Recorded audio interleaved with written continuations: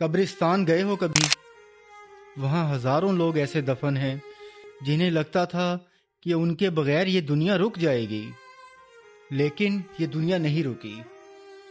آج جس کرسی پر آپ بیٹھے ہو کل وہاں کوئی اور ہوگا، جس بستر پر آپ سوتے ہو وہ کسی اور کا ہوگا، حتیٰ کہ آپ کا موبائل آپ کے مرنے کے 2 گھنٹے بعد کسی اور کی جیب میں ہوگا۔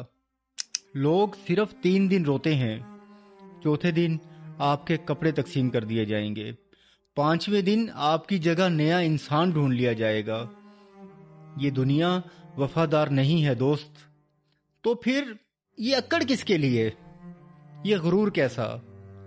مٹی سے بنے ہو اور آخر کار اسی مٹی میں ملنا ہے۔ زمین پر پاؤں رکھ کر چلا کرو، کیونکہ اسی زمین نے تمہیں کھانا ہے۔